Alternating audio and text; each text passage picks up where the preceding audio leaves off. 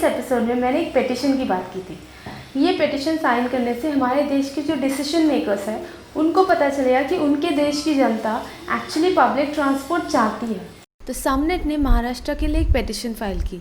ये पेटिशन किन किन चीज़ों की मांग करती है ये सुनते हैं, और आशा करती हूँ कि पूरा सुनने के बाद आप इस पेटिशन को साइन करोगे। Transportation experts feel that unless a city has at least 50 buses per lakh of population, it cannot have a satisfactory public transport system.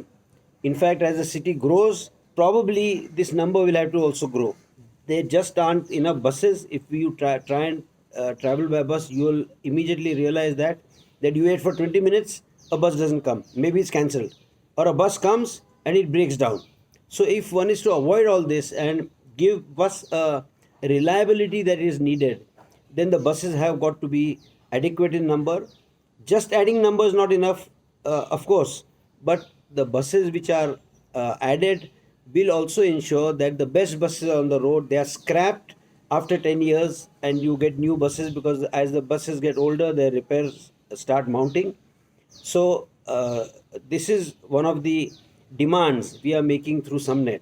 There are just few demands we are making. One is that public transport should become a mandatory function of every municipal corporation. That means corporation, as it is responsible for supplying water to citizens, it is responsible for building roads. It should also take the responsibility of providing good mobility for all the citizens, because a lot of people can only afford a bus. They can't afford cabs. People say that why don't you get cabs, and who can afford a cab? You need to have a knowledge about how to order it, and even the cost of cabs is quite high. Second demand we are making is target of 50 buses per lakh of population. So that is a major number we are asking, and it's not in one shot that we expect that the corporation will buy all the 50 buses per lakh. They might take next 5 years to slowly phase it over, and at the end of 5 years they should really at least have 50 buses per lakh of population. Third is that they should announce a viability gap funding. What is viability gap? Viability gap is actually the difference between what it costs to run a bus and what income the bus gets from tickets. And if the tickets have to be reasonably affordable, then they can't be too high. You can't say that it costs something to run the bus and let's recover everything from the people who are using it. They just can't, because a lot of people can't afford this.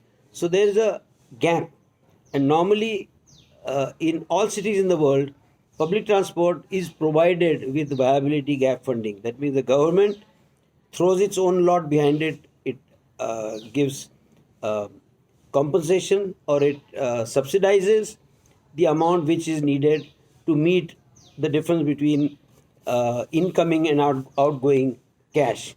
So this is the third thing we are asking for. Fourth is that the government should create a state public transport authority, because right now the whole thing is a very pretty amorphous condition.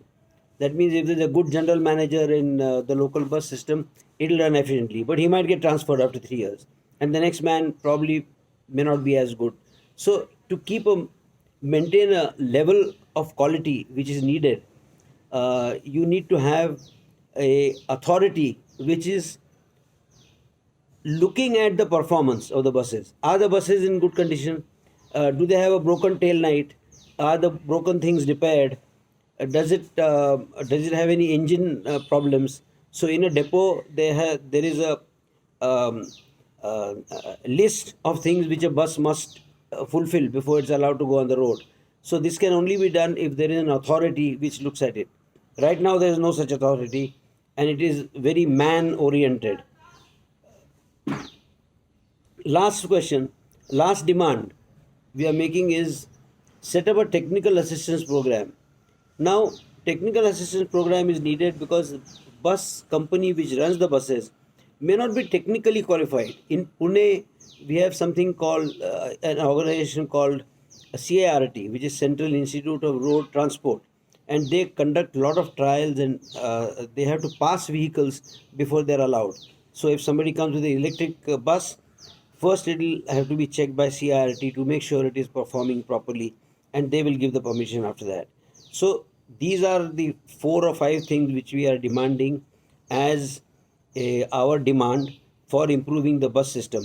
And we feel that if these demands are met, and they're not going to cost the earth, they will be something like 1200 crore per annum financial outlay for 5 years, and that is something which will result in 22,000 buses plying on cities, catering to 1.6 crore daily trips.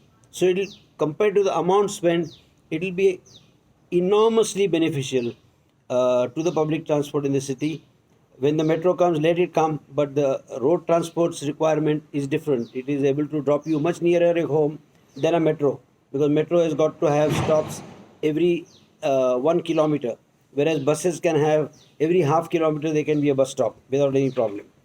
And also, perhaps, if this works well, something like BRT can be tried out with reserved lanes on major roads of the city, so that people can go large distances on the BRT and take smaller buses afterwards, or take some other means of transport.